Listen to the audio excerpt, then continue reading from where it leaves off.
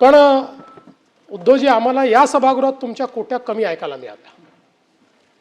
त्यामुळे जर तुम्ही निर्णय घेतला आणि पुढच्या वेळेस पुन्हा आलात तर जरा जास्त कोट्या तुमच्या आम्हाला या सभागृहात ऐकायला मिळाव्यात, अशा प्रकारची माझी अपेक्षा आहे.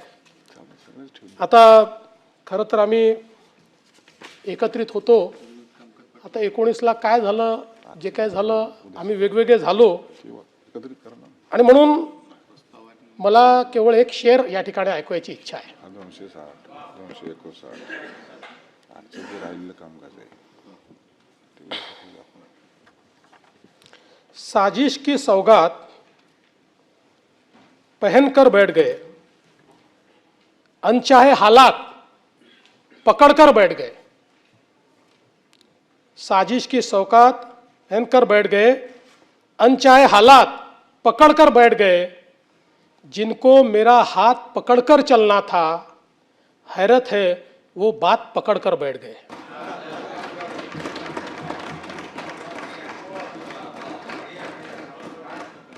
पण ठीक आहे, आता कुठलाही आपला रस्ता असला तरी तुम्हाला खूप शुभेच्छा आहेत. तसं पाहिलं तर माननीय मुख्यमंत्री महोदय, आपण जे बोलत ते अगदी खरं आहे. माझा पिंड हा राजकारणाचा नाही आहे. माझा मूळ स्वभाव हा कलाकाराचा आहे.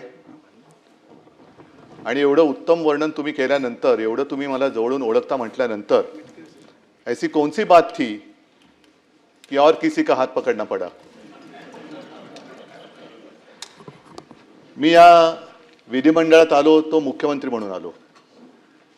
आणि काही गोष्टी अशा असतात, आयुष्यामध्ये घडतात की आपल्या ध्यानीमनी नसतं आणि अचानक ती जबाबदारी येते.